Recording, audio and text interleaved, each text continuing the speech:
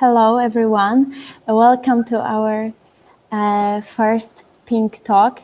Thank you for coming. We are very thrilled for the debate we'll hold today. Our Pink Talk, today Pink Talk inaugurates the Pink Talks that will come, and we will gather every 2 weeks to discuss all things feminists. Today's topic is a very vivid one. We are discussing influence of COVID on women's lives. And I am very thrilled to invite you to our experts, our special guests. So today on board with me we have Kate Power. She's expert in sustainable consumption and behavior change. She has a deep commitment to promoting ways of living and organizing societies that are truly sustainable. She has 20 years of experience in nonprofit organizations as a network builder and innovator. Her clients include European Environment Agency, European Commission, Greenpeace Germany, and she's a program director at KR Foundation and consultant at Hot or Cool Institute. We also have Claudia Szymuś together with us. She's a medicine student, active for many years in the field of health and reproductive and sexual rights at local, national and international level. She's a member of International Association of Medical Students, in which she holds the position of the National Officer on Reproductive Health, including AIDS. We have Ines Renda. Ines is Portuguese feminist. She's a project officer at the Portuguese Platform for Women's Rights, which is largest umbrella organization for women's rights with 29 organizations joining. Her approach is focused on structures that oppress women in all dimensions. We have also Alison Tasker. She's a UK-based social worker with over 15 years of experience. Her areas of expertise are particularly related to foster care and adoption. She's completing her doctorate on sexual exploitation of children. And we have Maja Herman. She's a Polish psychiatrist. She's also an activist speaking up about the circumstances of the vulnerable people and mental health. Thank you all for coming. And when it comes to the formula of our meeting, we thought about making it like this. So at first you will have a speech of one of our experts, then will be time to ask questions, and another experts and questions. And also you will have a time at the end of our meeting to discuss all that you heard. Maybe you will have your own thoughts or questions once again. Can I ask you, Kate, to start our speeches, please? Yes, hello, nice to meet you, everybody. I'm glad to be here. I've got some slides which I'm going to try and pull up now as well. And I was invited because I wrote an article during the last lockdown about the impact of COVID-19 on women and families. Are you able to see the slides now?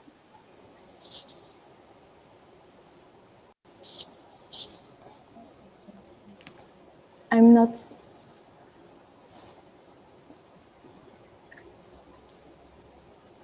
Okay.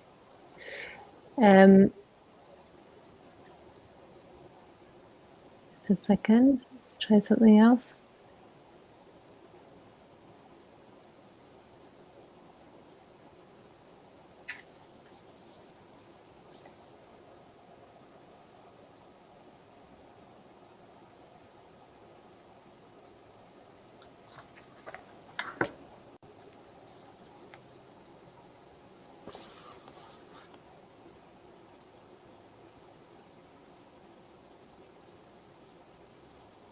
Okay, I don't know how to make that work. I'm sorry. So I'll just try and talk through without it, which is a bit of a shame. So we already know that 75% of unpaid domestic care work was done by women and girls before the global pandemic. So that's the situation we were in as a starting point, that most of the unpaid care work was done by women and girls. On average, about 4.1 hours a day of unpaid care and domestic work for women, compared to 1.7 hours a day for men globally. And we know that that has only just got worse during the pandemic. Okay, you managed to bring some slides up. Okay, that's the last one. Brilliant, thank you. So you can see some statistics there on that. So that burden has only increased, and we know from research that's going on that that increased burden has also fallen more heavily on women than on men, which probably will be a surprise to nobody here. But what is that a care economy? So just to clarify what that is, it depends a bit which country you live in. It could be collecting water or firewood in some countries. It could be cooking, cleaning, parenting, taking care of relatives, and other work in the community. It tends to be largely invisible and ignored in our society, but it's actually the basis of the paid material economy as well, the basis of our society and of all of our well-being. So if you could go on to the next slide, that'd be great. Thank you. So this slide is referring to what is called the second shift. So as women have traditionally done more of this unpaid domestic work and care work, they've also now of course, gone out to work in the paid economy, increasing numbers as well over the last decades. And so there was talk in earlier times about women having it all, but now more recently that's been referred to as the second shift. So women have gone out to work and done their paid work, and they've got their second shift of work at home. And in the last few years, we've also had more commentary on what's called the third shift, which is recognizing the mental load, the mental burden that tends to fall more on women than men. So remembering, as this shows, all the caring tasks that need to be done, taking the library books back, emailing the teachers, taking care of all the appointments at the family, sending Christmas cards, and the emotional labor as well, being nice to the neighbors, remembering the teacher's birthday, remembering all the special things and in the family, and the emotional work of taking care of all those things. It can also include diversity and inclusion work as well. So if you're a woman, or for example, a person of color, a person of a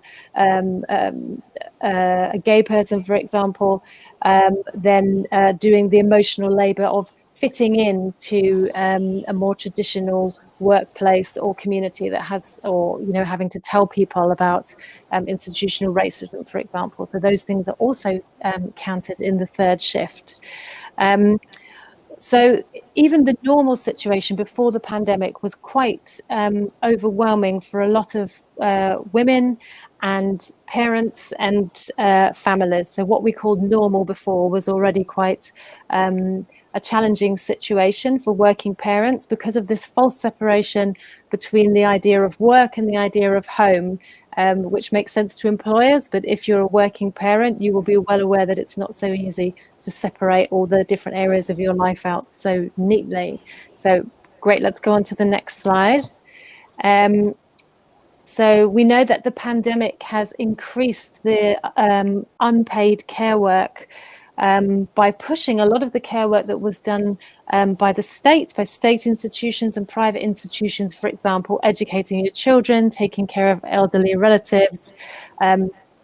These kind of huge pieces of work in our society have now been pushed back into the unpaid realm of the home. And that's what I've called the fourth shift. So now, as well as doing the first, second, and third shift, we're also homeschooling and doing other pandemic-related care work and healthcare work at the same time. So that's the fourth shift of homeschooling and teaching, educating on top of everything else.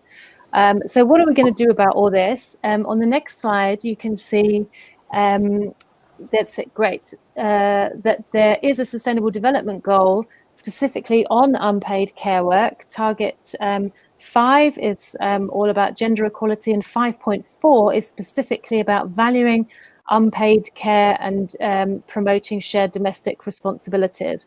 And I've said it's everyone's responsibility, because there's action taken, of course, from the individual, from the household level to government and intergovernmental level, and importantly at institutional level as well, in all kinds of workplaces and social institutions. So there are targets, there are a lot of people working on this, there's a lot going on this already before the pandemic started, and of course people have had a lot to say about that, and additional ideas about what to do about that. Of course, not all of it has been implemented, as we can see, but there is talk about, for example, giving parents paid leave, and that's happened in some cases when they need to be teaching their children at home instead of working. So the next slide shows what's called the 5 R's framework, which is some of the basis of that SDG target, which shows some of the ways that researchers think that we can challenge this unfair burden of too much unpaid care work on women.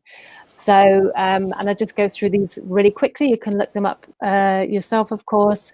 Recognizing that the unpaid care work is there is really important for policy and analysis. Reducing, that's especially important in countries that don't have the basic infrastructure in place, for example, clean water, sanitation, clean cook stoves, this kind of infrastructure that would just take away some of that care work entirely by having clean running water within the household, for example. Redistributing can mean redistributing between men and women within one household. It can mean redistributing between the household and the state or the rest of society, for example, having childcare provided by the state outside the home. Representing, so that people who are engaged in this care work are represented in decision making, and rewarding, of course, making sure that where appropriate, that this kind of care work moves from being unpaid to paid, so people are actually paid for the work, the important care work that they're doing. So there's a lot of important ideas in there, and this is used a lot. But there are also some important critiques of this, that it can, in fact, in some ways be seen as a kind of neoliberal, enabling a neoliberal reproduction of society. And this is quite interesting in terms of climate change, an area, there's many ways into this, but because I come from working in the climate change sector, that's one of the ways that I look at this. So looking at reduce, for example, some of those changes could be really positive environmentally. For example, clean cook stoves in the house, that could directly reduce environmental emissions. But this whole way of thinking, the aim behind it really is to reduce the amount of care work that's going on, so that women have more chances to go out of the household and engage in the paid economy, take on paid work, or to take on a higher quality of paid work if they're currently doing both, so that they have more chances to engage in society at all levels. And that's representing opportunities for increased empowerment and enhanced gender relations, and better representation of women throughout society. So that's a really good idea. But unfortunately, one of the problems with it is that when any of us take on paid work, our environmental emissions tend to increase. So care work, as a generalization, not in every case, but as a generalization, tends to have lower environmental emissions than paid employment, to do with issues, for example, taking transport to work creates emissions. Having increased income means we'll buy more stuff, has increased emissions. So that could be entirely appropriate if you're in a place which has a low standard of living and low well-being. It might be completely appropriate to increase your consumption and your emissions. But for people in the richer part of the world, and where we're consuming too much and already have very high emissions, is it really a good idea to bring more people into even more and more paid employment? Or are there possibilities to do things differently? So if we go on to the next slide, this is an image taken from a report out more than a decade ago now from the New Economics Foundation called 21 Hours, but I still think it's relevant today, and people are still working on this issue of if we could reduce the amount or redistribute paid work, then we could also redistribute unpaid care work, and that could free up a lot of time and energy of people to engage in all kinds of other activities, citizenship and or community volunteering, all kinds of things. So the idea is that if on average, the average amount of paid work done, this was done in the UK, this research, the average amount across society is 21 hours per week.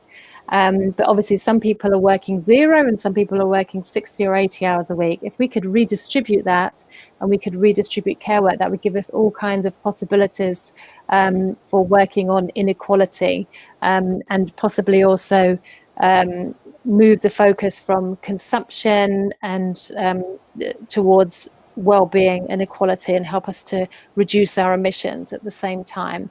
So I'm very interested in that research on time use. So the next slide is looking at, there are many researchers that you can find out about working on feminist economics and care-based economics. And this is a book that was published quite recently. During the pandemic, there's been an increasing focus on the economics of care work and compassionate economics.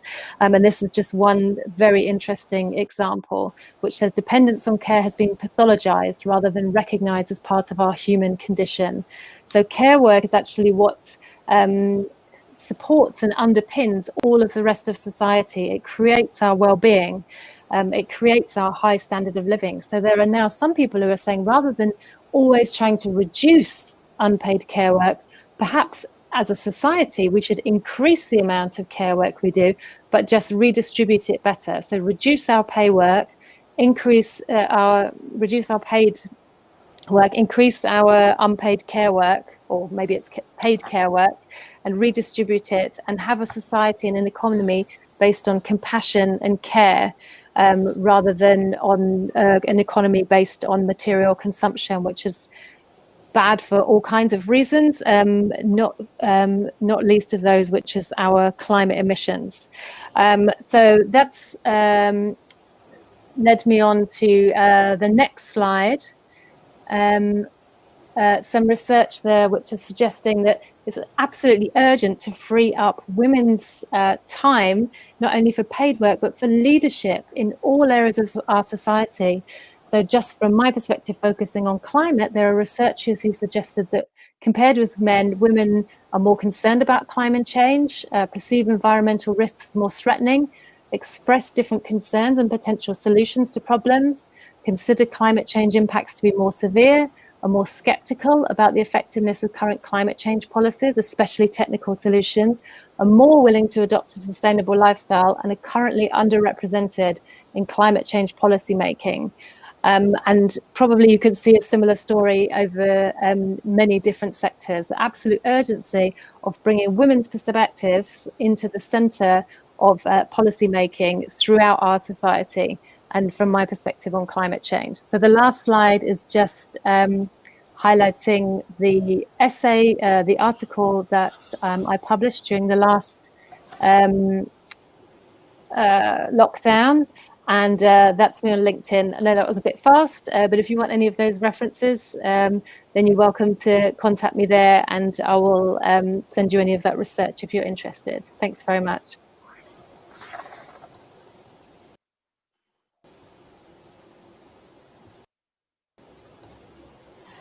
Very much, Kate, for for your speech. It was very inspiring.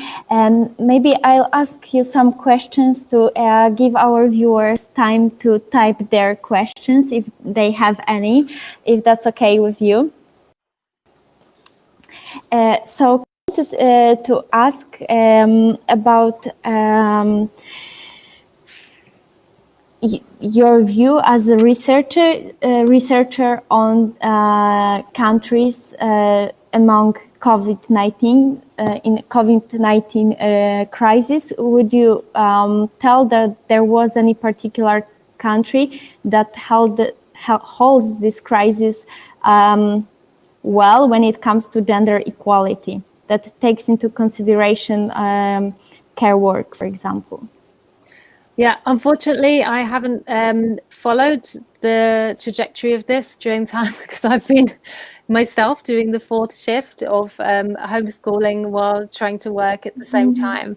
But I have seen research, you may have seen it yourself, suggesting that those countries that have had a female leader have made more compassion-based decisions and be more decisive, and have generally had more success overall in containing the pandemic, which of course has meant that burden on women has been less. So I don't know, maybe other people would have kept a closer eye on what's happening in different countries, but I would say that generally taking it seriously, as the research on climate change said, having this different attitude towards risk, and taking it seriously and being very decisive at the beginning reduces that additional burden on everybody, and especially on women. Okay, thank you. If there is someone who would like to add something when it comes to holding that crisis, you are welcome to. And there is also another question from me. You mentioned the underrepresentation of women when it comes to the debate about climate change. Could you maybe share with us some of the organization when the women working towards stopping climate change, when women hold the leadership positions? I can't really think of any off the top of my head. Probably there are a lot. I would say that the research also shows that it's not necessarily a case of just what they say, add women and stir. So I know some very big organizations have just set targets where they try to just get women into existing structures, and it's very, very, they end up with difficulties sometimes, because if the whole structure and the whole organization and the whole way of thinking is really based on kind of existing philosophies and ways of thinking that have just been set up in a more traditional patriarchal way, then you can't just add women and stir. So this is a sort of generational change that needs to filter through. So it's partly about getting more women and greater diversity of people generally into these organizations in huge numbers and in leadership positions. But it might also be about listening to those organizations which have been set up specifically by women or other people. And, you know, for example, there's increasing interest in listening to what Indigenous people and Indigenous organizations have to say. But yeah, I would say it's more about bringing in this diversity rather than just kind of sprinkling women into all the existing organizations. Mm-hmm. Okay, thank you very much. I would like to tell that our comment section is open. You can comment each time. I will also gather our voices at the end of our meeting. Thank you once again, Kate, for your speech. Ines, can I ask you to give your speech right now, please?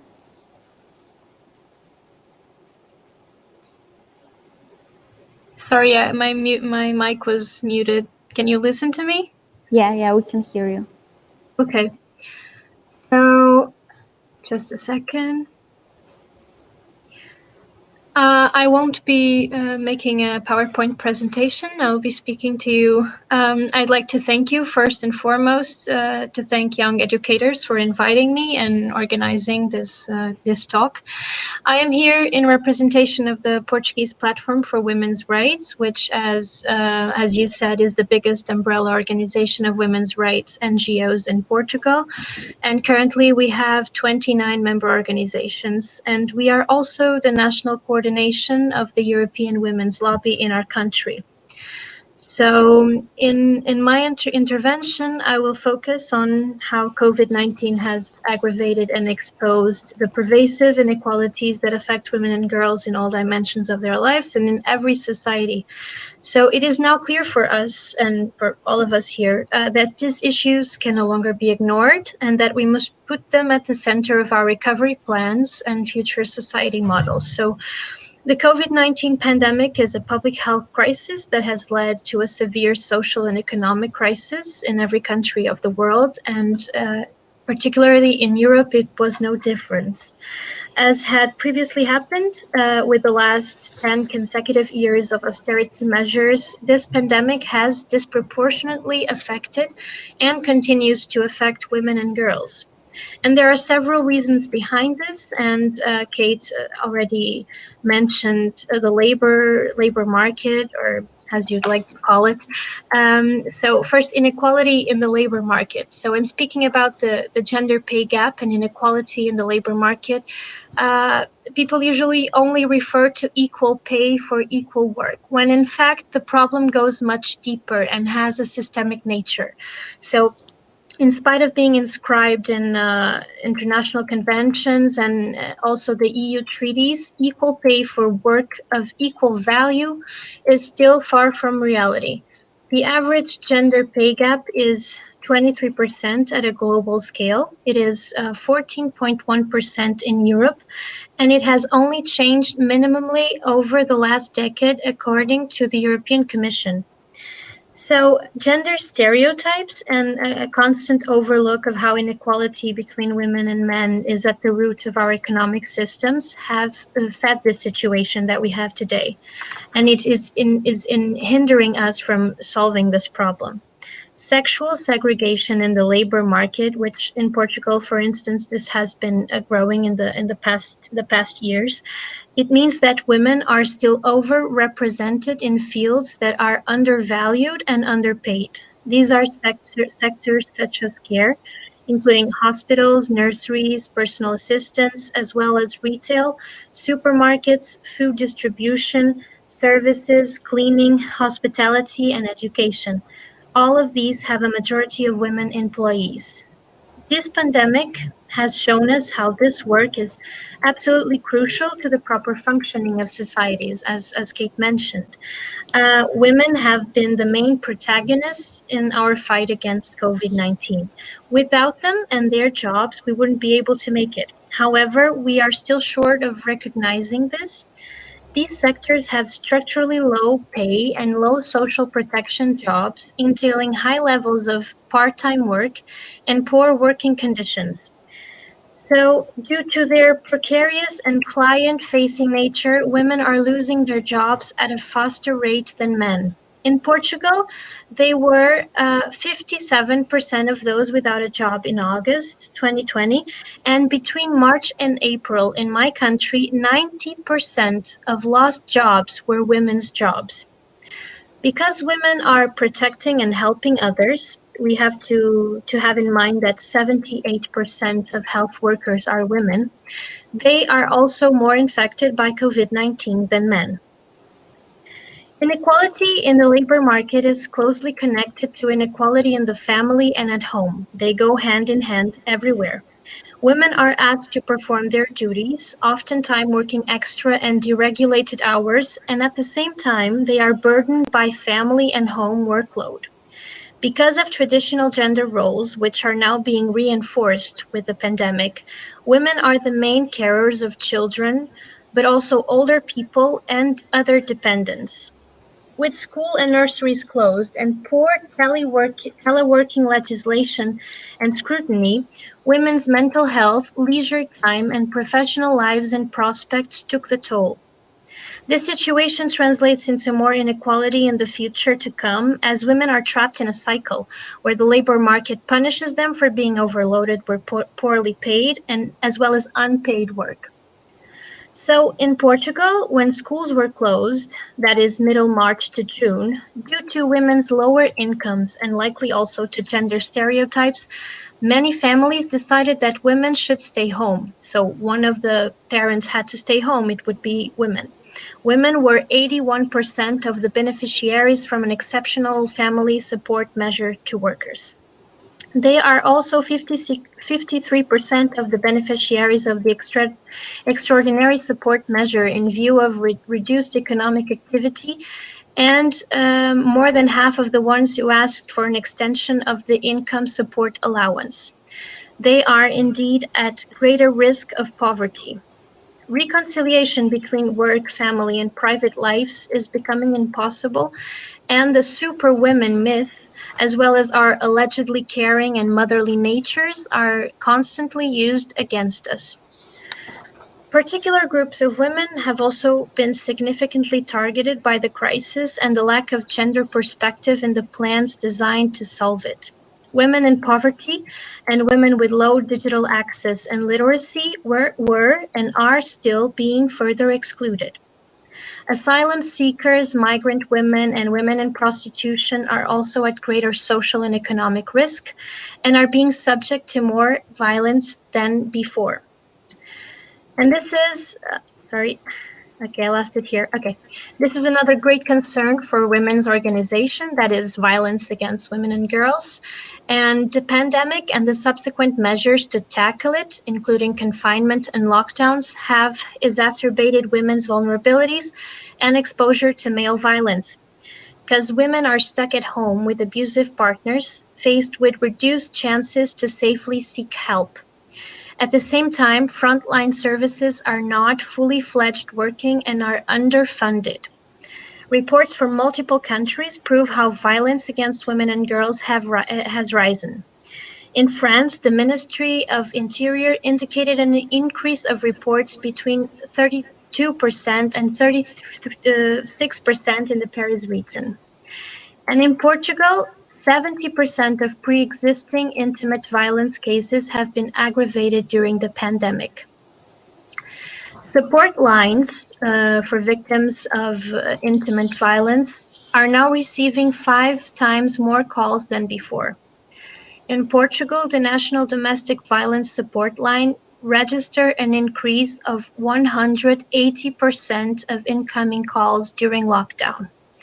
And these were only the calls that reached the services, because now it is harder for women to seek out help. Shelters in Italy reported a 50% drop in reports because of the lockdown measures, making it harder for women to seek help. So in Portugal, as we are headed towards a new confinement, it is paramount that frontline services are more funded and keep working, considering that they are essential in the protection and safety of women and girls against male violence. In looking ahead, the European Union and its member states must rethink care as a public investment rather than as a matter of public spending, putting care at the center of our economies and societies. They must implement gender budgeting practices and transition to a feminist economic model where women and men are equal both formally and materially. Thank you. Thank you very much, Ines. Can I ask you a question? Yes, please? sure. I was wondering, when it comes your work at Portuguese Platform for Women's Rights, what was the biggest challenge here in Portugal that you observe when it comes to the situation of women and girls during COVID? Well, it is hard to say which problem was the biggest problem. We work with several organizations that work directly with women victims of male violence, and but our job as a platform is to research, to lobby, and to help those other organizations do a better work with more funding. I guess I would say that violence against women has had a significant rise, and it has been hard to reach out to all the women who are being victims of violence. But also economic insecurity, as I mentioned, has even made some women become praise to prostitution networks. So we've also seen this happen. It's very hard to point out to one problem because this is all interconnected, and it has been hard with low funding to work properly. Mm-hmm. And my other question was about the collaboration between non-governmental organizations and government. How do you see that in Portugal? Where was there a dialogue during COVID-19? How would you describe it? Yes, there is a dialogue, and it was also very important for the Portuguese platform, and namely through the European Women's Lobby, to lobby for the COVID pact for stimulation and recovery, and for the multi-annual framework that the European Union is going to have starting from 2021 to 2027. To have included a gender perspective and gender mainstreaming. So this was pressure from women's organizations all around Europe for these issues to be considered, and these were calls supported then by the European Parliament that effectively changed the Commission's proposal for this recovery and for the years to come. Okay, thank you very much. Maya, are you with us? Yes, I am with you. So Maya is a psychiatrist. She will give us a speech about her observation during her work. I'll give you a voice. Thank you. So, hi everyone. I'm psychiatrist. Also, I'm psychotherapist, and I work almost 15 years. So, for now, so I am watching very carefully and reading everything what is written about pandemic and about mental health. And all of you well know that mental health is not very good position in those pandemic times, in COVID times, and also the all groups of people, with all groups of nation, gender, and so on, who is in a not minor, they are in the worst position than the rest of us who has privilege and so on. So I would like to say about something with my previous speaker said about violence, about not violence, but violence. Violence is a good word for now. In Polish, we don't have so much words to describe emotion. We have a smaller, I don't know how to say, but smaller. Our language is not so good to describe emotion. We have anger, we have sadness, we have happiness, and for basic, it's all we have. So in English, it's a better language to describe those emotions. About the violence, about aggression, is that the same thing or the different thing?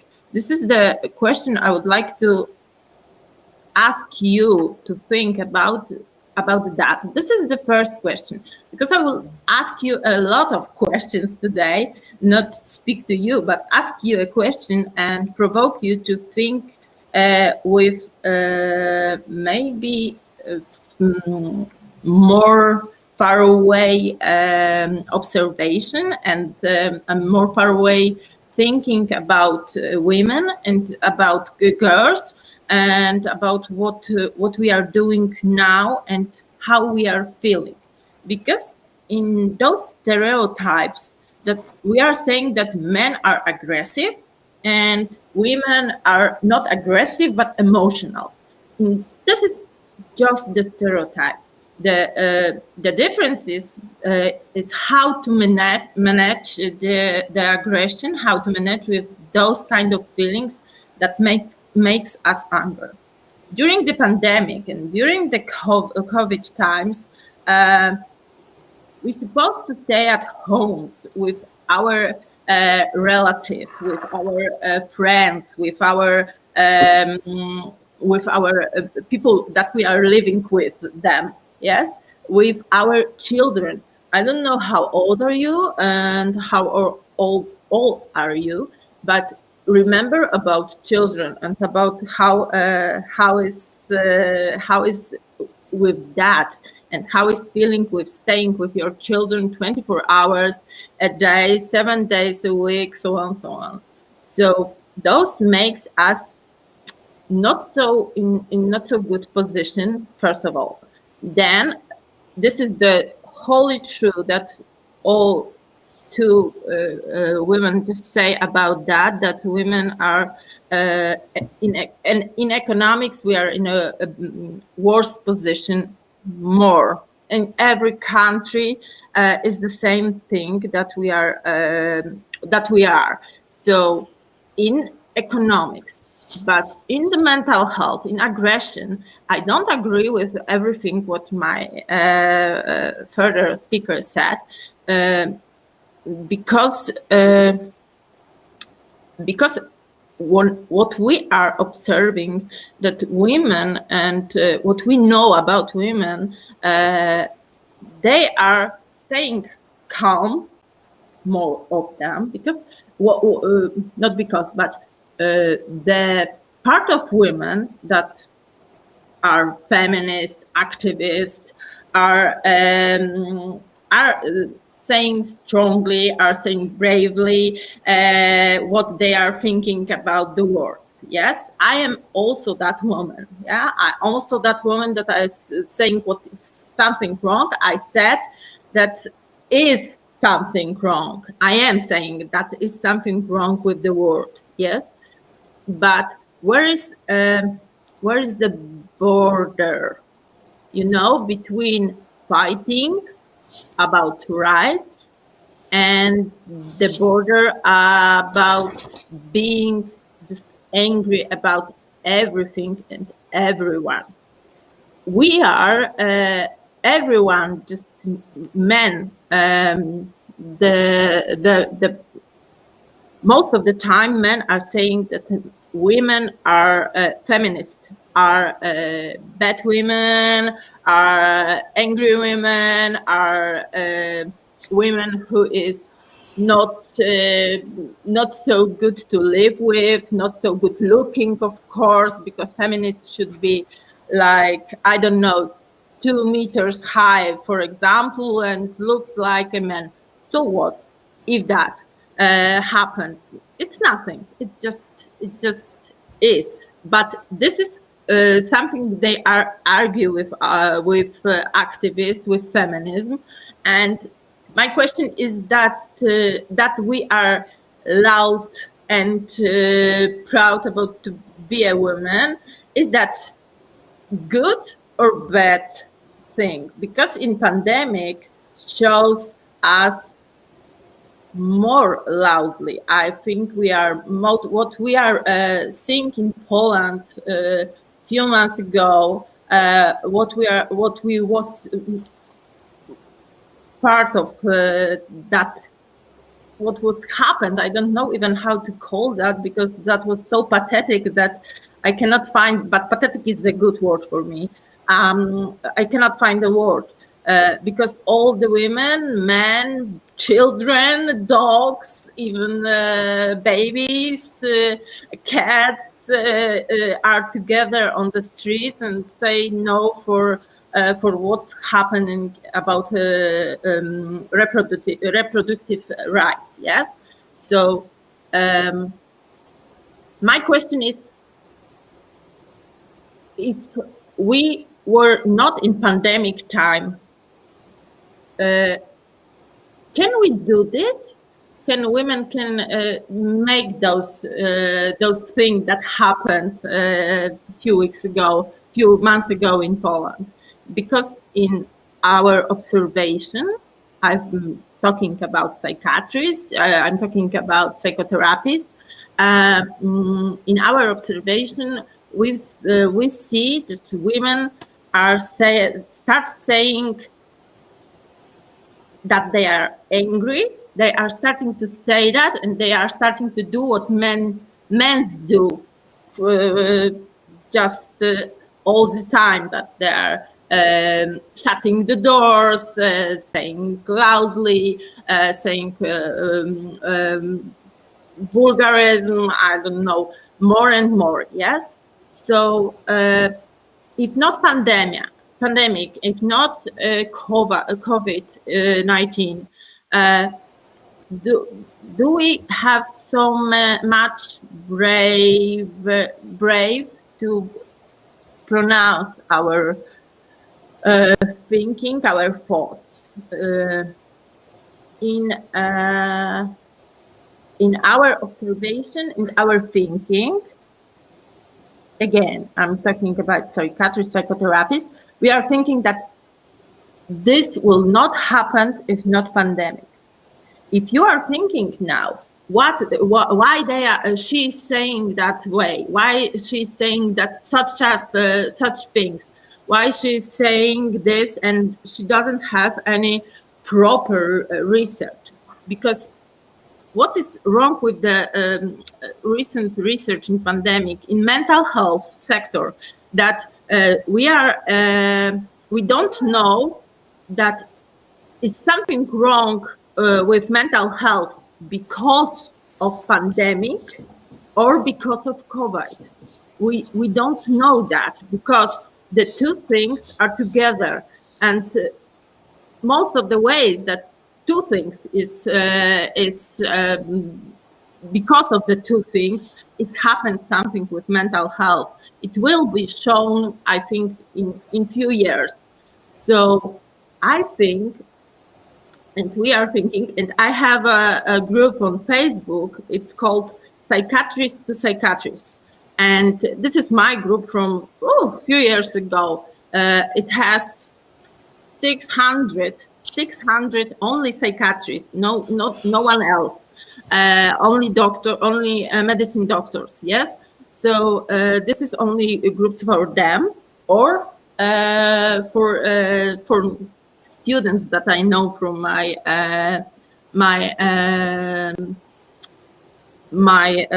lectures from medical university. So in this group, we are discussing that problem, and every of us have the same observation, that women are starting more expressing themselves, like those emotion that is subscribed to men, and then they are starting to be seen as more aggressive. And you will see in the, I think, 6 months, maybe 1 year, that the researchers will start to developing that problem, and the results of their work will be that women are more aggressive because of pandemic. But I think that they are not more aggressive, that it's not happened, but they are starting to share their emotions. Even they will be seen as I don't know how to say proper word. They are seen as a only shouting girl who has nothing else to say. Yes. So they are not afraid of that because of pandemic. This is my hypothesis. This is my thinking, and that was our discussion about the violence, about aggression in pandemic, in COVID time, in women lives, and in men lives, and also children lives. And this is the last question I would like to ask you is to making tattoo like this. It's have you seen? Maybe you've seen. Maybe you not seen. This is a real tattoo for me. It's a symbol of our pathetic times when we are on the street. So, is that aggressive? Is that violence?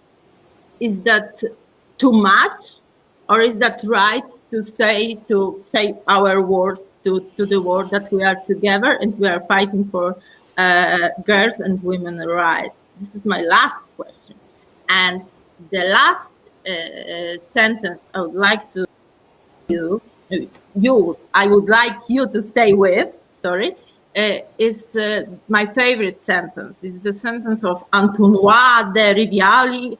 Maybe I don't say that proper, but who has right one day before everyone else.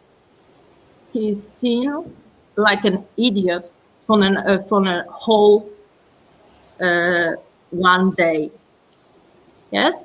So please share your emotions. Don't be afraid of be named as aggressive.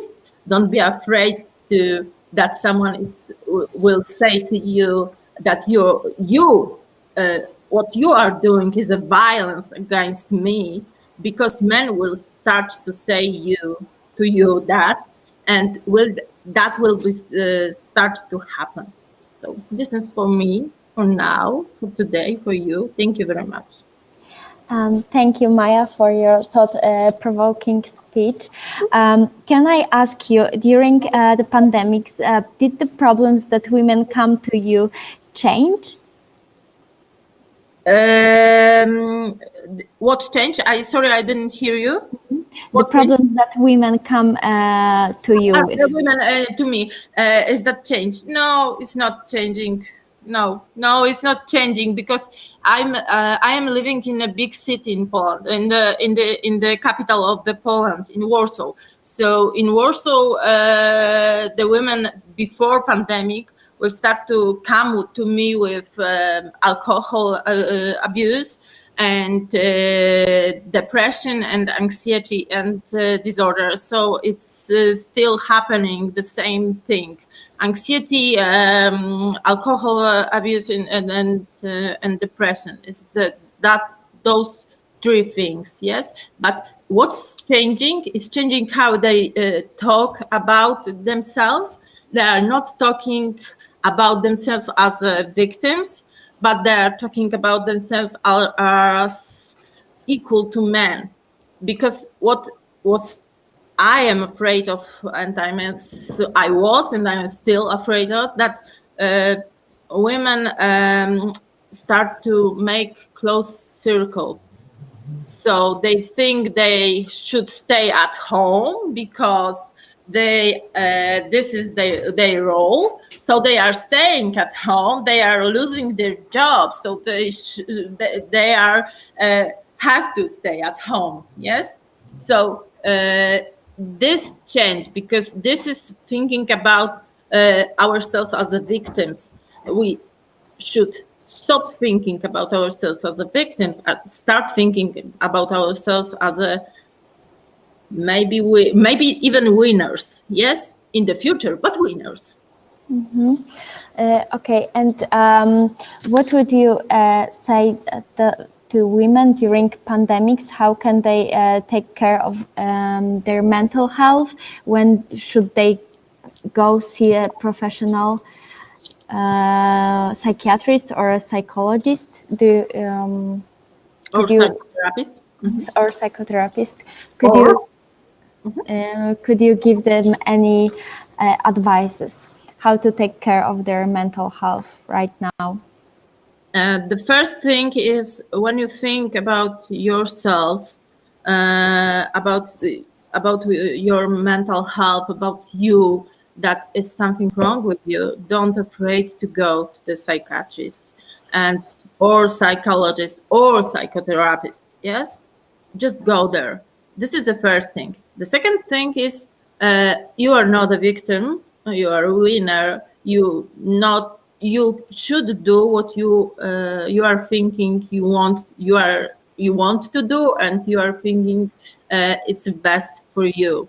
This is the second thing. And the third thing, always the same: don't listen so much TV and don't read so much news about pandemic. Just do your work, do your hobby, do your thing, do your watch the TV you like, the I don't know, the film, that's the maybe even something else, but watch, have fun, have life, because pandemic it's happened. Lockdown in some countries are happening, not happening. COVID is happening. The virus is there, and our life is still going. So remember about that. Your life is still happening. Your best maybe years of the life is now. So do what you want, of course, with all the masks and social distance and so on. Of course, for that, but except that, do what you want to do, and don't listen so much TV and don't watch so much news, and because this is not good for our mental health. It happens to all of us in some time during these times. So watch about this. Be careful. Okay, thank you very much. Alison, can I ask you to share your knowledge and experience, please? Yes.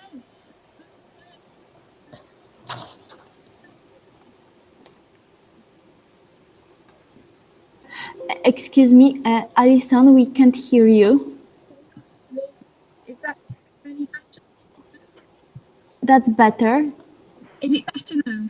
Yeah, it is. So yeah, no, I just wanted to say that I'm here because it's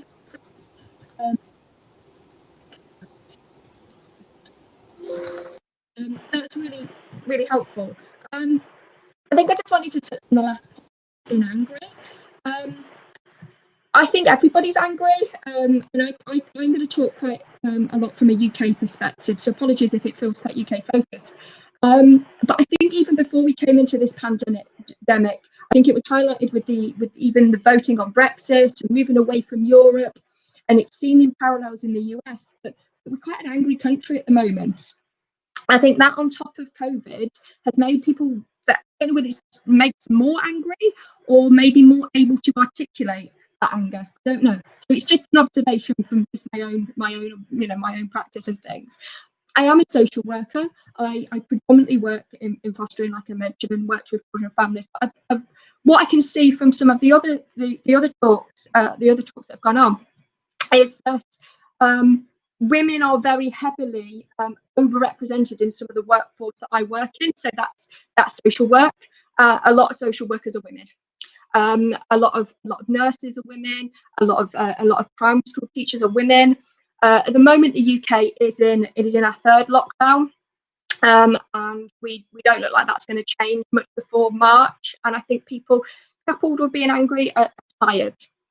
And that's certainly what I pick up when I'm talking to colleagues, and I think when they're supporting families as well. That's the message they're picking up.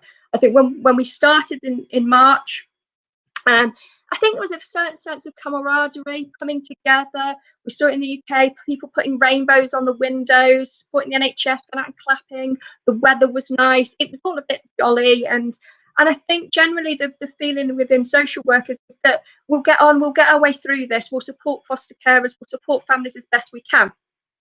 And generally, that's what, certainly my experience of foster carers, that's what people were doing. They were going along and we'll muddle on through.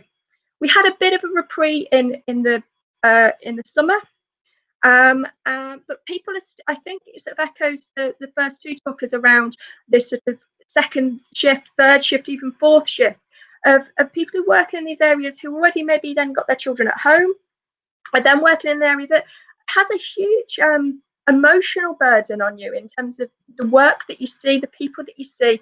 You know, it's not so much as going to an office and leaving, shutting the door at the end of the day and coming home. There is an emotional burden of working with people who've experienced trauma. And I think what we found is there is less space to have that reflection on the work that we've done. And why we're doing it. I think I've spoke to numerous colleagues that have talked about almost like a battery hen approach to the work we're doing. It feels very focused in front of screens like we are now, and very much sitting in front of a computer and jumping from one task to the next task, to seeing the children, to doing without that space to really to unwind, really. And I think I touch on it in a minute when I talk about some other areas. So one of the things I did want to talk about was around domestic abuse. I know that some other people have touched on it, but I think it's important, and I think it's important to. I think there's some discussion around sort of changes in gender and different types of violence and aggression based on gender. What we have seen in the UK, and this is some of this stuff from the Office of National Statistics, is there has been an increase in people reporting abuse. What they're saying at the moment is that you can't necessarily say that's due to the pandemic. In all likelihood, I think one would presume that that's not health matters, because the rates of reporting abuse in the UK have increased over the last few years. Does that mean there's more abuse going on, or does that mean there's more people reporting it? That's, you know, those are the kind of questions. What we certainly see in practice is that around the times of like holidays puts increasingly pressure on families anyway. You know, we see spikes of referrals from children's services after the holidays, when there's football, when there's nice weather on. We see people having a drink, and it puts pressure on families. So I would envisage that actually what we've created is a bit of a perfect storm, really, in the pandemic, and certainly within the lockdown areas. You know, people are losing their jobs, or there is certainly insecurity around people's jobs. People maybe, I know certainly I can't necessarily quote the facts, but people are drinking more. That was noticed in some of the supermarkets. People selling more alcohol during the pandemic. So, alcohol mixed with people being sat in the same house together, children being at home, all is that kind of perfect storm. So what we have seen is an increase into people requesting support for services. I think that was mentioned by one of the other people talking. Certainly in one of the services that I support, the rape and sexual violence charity, we have seen an increase in people requesting our services and support. Also, what we have also noticed is we've tried to offer both face-to-face counselling where we can, and we've offered virtual support. What we have noticed, certainly in the last couple of months, is a real decline in people wanting to access that support face-to-face, and actually asking to be on hold. Now, whether that's because they feel more comfortable having that therapeutic relationship in a face-to-face environment and perhaps not over the phone, that's something. But it may also that perhaps they don't feel safe to talk on the phone because perhaps their abuser is in the house, and that's something as well that is probably going to be unpicked through the research that will ultimately come out of all of this. So I suppose the bit about domestic abuse is around that melting pot. We're seeing it in terms of increased referrals for children, and I think like my last speaker said around perhaps I think there's about some wording there around violence and aggressive. But if women are being more expressive, perhaps what's the impact of that on children if they do have children in the household? And we are seeing that in terms of increases in referrals to children's services. I think we're all trying to do more with less. I think we've done that for when the other talkers talked around sort of 10 years of austerity, we've certainly had that.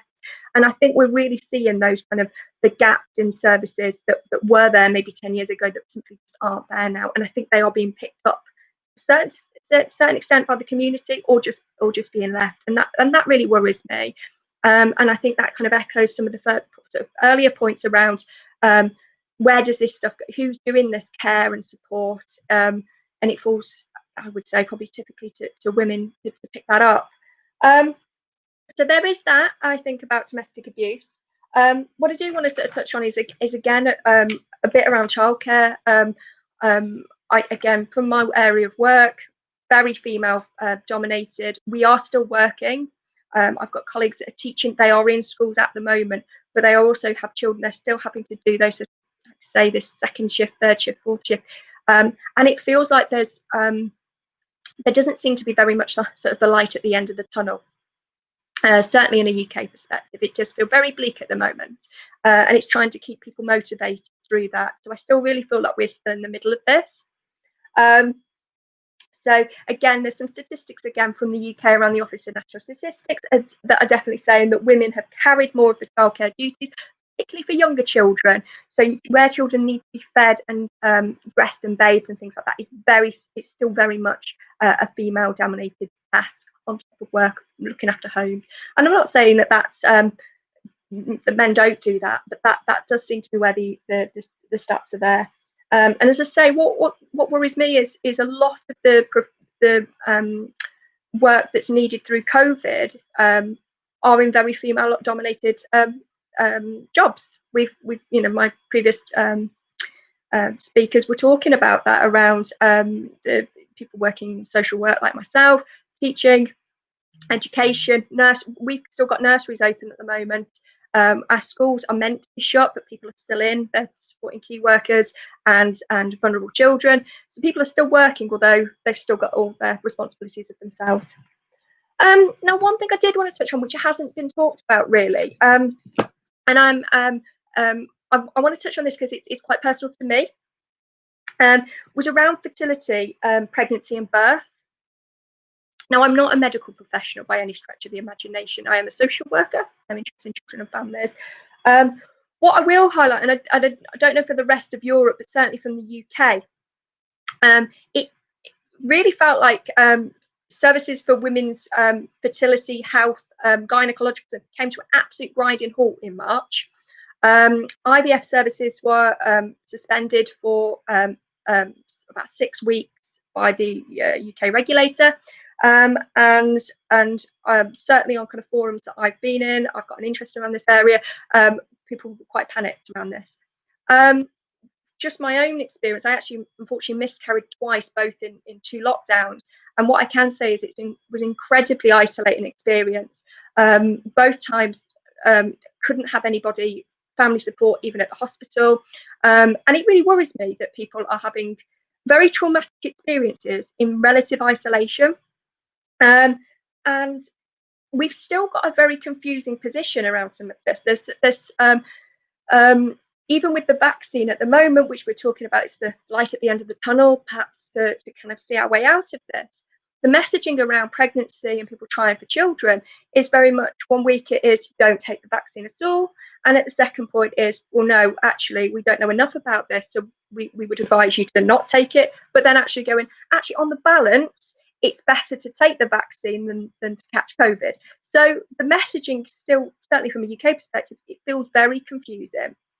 I've had a number of friends that have had children or are currently pregnant whilst they've been in lockdown, and again, incredibly isolated. So although they've not been told to isolate on medical grounds, because unless you're really clinically vulnerable, they're advising you not to.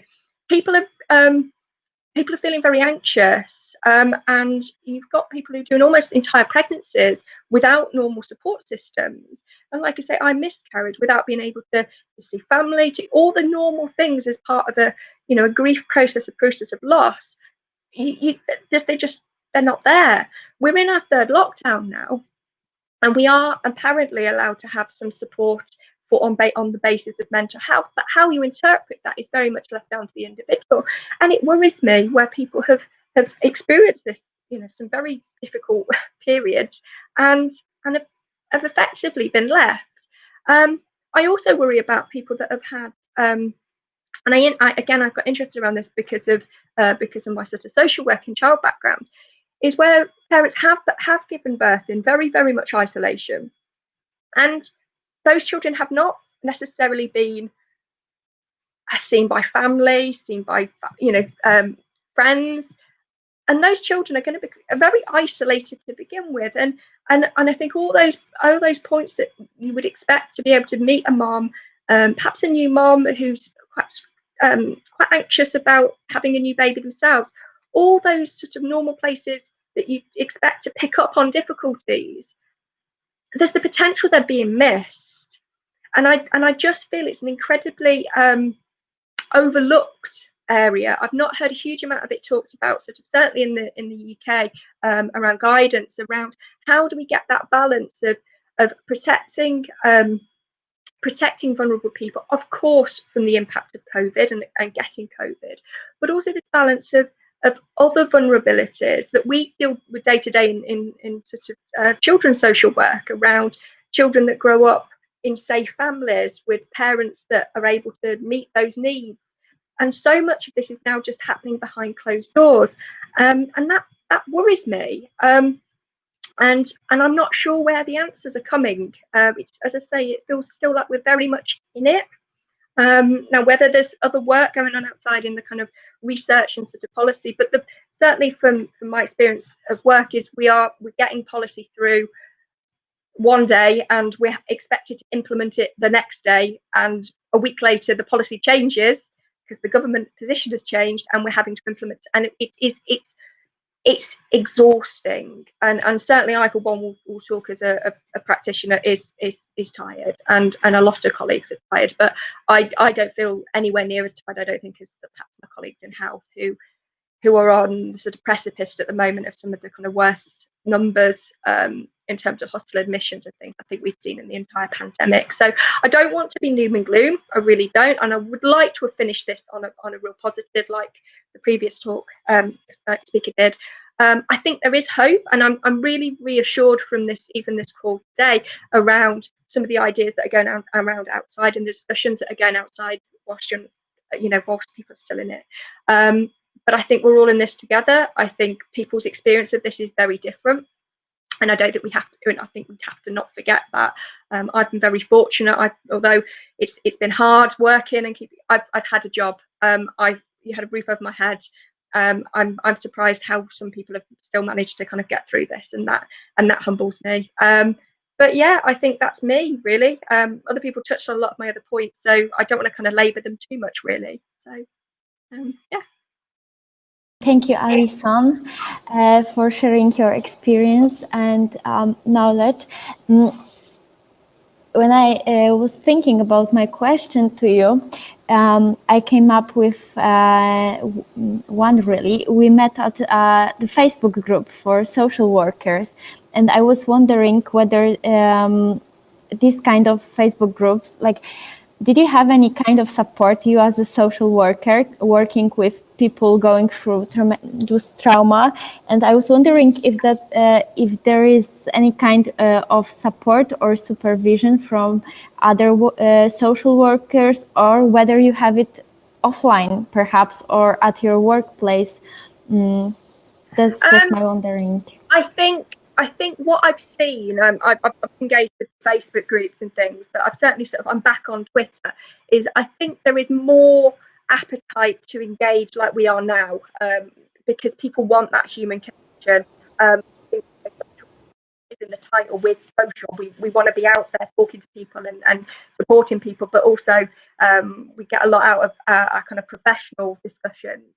And what I've sort of coined the phrase at the moment, it's felt very much like battery hen social work. So we feel like we're little chickens in cages, sat in front of computers doing our work, and that doesn't feel like very safe practice to me. It feels like we're just getting through. And I think we need to get back to the point of being free range social workers, or free range people that work with people. And I think that will come back. I think this is going to change the way people work, though. I don't know how we kind of it will ever go back to what it was before.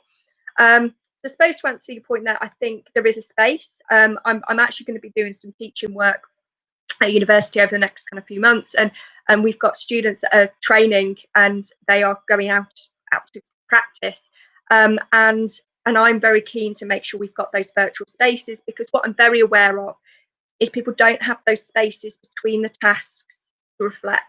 And And those are the conversations people would normally have, you know, when they walk between their office to make a cup of coffee, and they might talk to their colleague and they say, something's really bothering me, I don't know. And it might be something about them, or just got a feeling, I've just done a visit, I'm not sure what that is. It might be about something else. I'm really worried about it. I'm not sure what's going on here. And the space to do that, it isn't there. And I think we have to then make those spaces and have to go out of our way to do that. So the point about supervision is I've been supporting colleagues as a manager to kind of go, look, go and get a cup of coffee. We'll just sit and have a chat like we would do normally, rather than just let's be in another meeting and another meeting, because I think this is having an impact.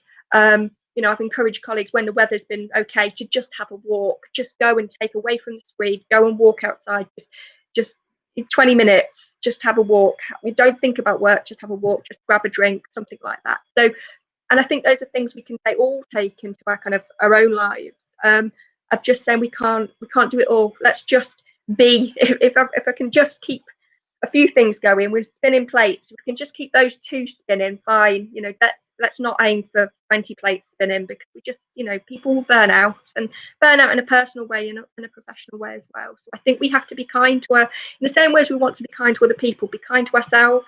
You know, if you think about your Maslow's hierarchy of needs, until your basic needs are met, you can't do the other stuff. You know, and there's some of this stuff at the moment is just this basic. Just get up, put your clothes on, so, you know, go and eat some nice food and just look after yourself. So thank you very much. And now I will ask Claudia to share her knowledge and observation with us. Hi, so I will be presenting the situation of access to contraception and gynecologists.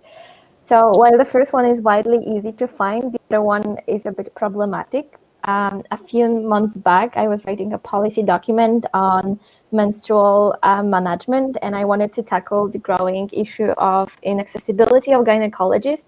And I only found the information from the US, Taiwan, and Poland, but the last one just because I knew the Polish language. So I can provide with specific numbers and data on the situation in Europe, but I can tell that even before the pandemic, we had the approaching crisis. For example, rural women were disadvantaged from gynecological care because of the distance to facilities that tend to be in big cities. But there is also another healthcare issue. So by 2030, it is estimated that we will face a shortage of 18 million healthcare workers worldwide. And Europe is not an exception here. So it regards all healthcare workers, but we might draw conclusions that it will significantly affect access to gynecological care in the future. However, what we could witness now is that during the pandemic, access to healthcare was generally decreased due to reassignment of staff, and that also includes gynecologists and obstetricians to COVID-19 departments, and also infection of the staff and more other reasons that were present during the lockdown and so on. So this resulted in harmful practices imposed on women in childbirth, for example, also medically unadjusted separations of mother and newborn babies. There is also an issue of refusal of birth companion presence during the labor, and other failures that ensure adequate standards of care and respect for women's rights, dignity, and autonomy during labor. This also impacted access to abortion in all countries, with the most prominent examples of Malta. So in Malta, abortion is totally illegal, and the only option is, well, like the common option is to travel to Italy or other European countries. But when the pandemic started, there were restrictions of flights, so that also impacted the access to abortion in Malta, but also in Poland, where abortion ban is in the process to be enacted. But even in countries where access to abortion is legal, it was impaired by pre-existing obstacles, such as mandatory waiting periods, counseling, as well as unnecessary hospitalization. And as we know, admission to hospitals were impaired during the pandemic. There was testing before being admitted to non-COVID hospitals and so on. There is also still existing issue of refusal of care on the grounds of conscience and limited use of medical abortion pills. So during the pandemic, activists tried to promote self-managed abortion, as it helps to overcome those barriers because it's cheap, it's accessible through internet, and it's safe if it's provided by reliable sources, such as Women on Waves or Women on, oh my God, I forgot. Women Help Women, I guess. Okay, so speaking about access to contraception, we might visualize it with Contraception Atlas from 2020, and I guess we can have it on the screen, right? Mm-hmm.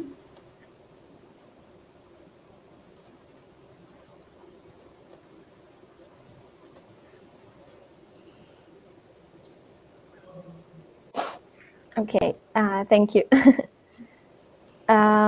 So can we make it a little bit closer so the numbers are visible a little bit? Okay, thank you.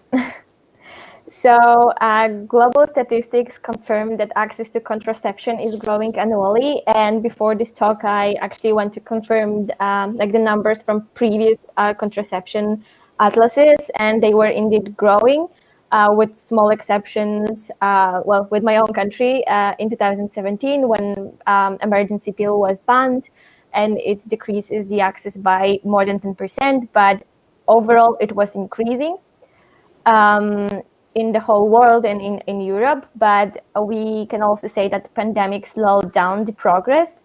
It is estimated by the Guttmacher Institute that there was a 10% decline in short and long-term reversible contraceptive use, and that will result in additional 49 million women with unmet need for modern contraception in low and middle-income countries. But in Europe, there is not many countries that are considered low and middle-income countries, but we are still at risk of impaired development. So what slowed down the progress were barriers such as high costs that hindered access not only during the academic crisis, but also they impaired daily. Another obstacle was restrictions of movement that impaired, for example, getting prescription for contraceptive pills or reaching to a pharmacy store. If you're like a rural woman, you have to travel to a big city, and then there is this restriction of movement. There is like less public transportation, so that definitely prevents you from getting contraception at the time. And there's also the issue of hindered transportation between factories and shops. So it is not a surprise that all of those aforementioned crises disproportionately affect marginalized groups such as rural women, migrants, people living in poverty, or people with disabilities. That means during every crisis, whether it's a climate crisis, healthcare crisis, economic crisis, we should never put sexual and reproductive health aside, and we should always lean towards vulnerable populations. So we can march towards a more equal world. And that's all from me. Thank you.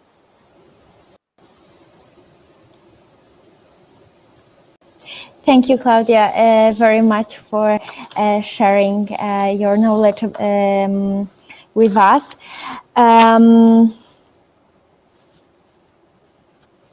I was wondering when it comes to, I can see, when it comes to your being active in International Association of Medical Students, I was wondering, when it comes to reproductive health, did you notice any more questions asked towards you and your organization, how to gain access to contraception, to abortion?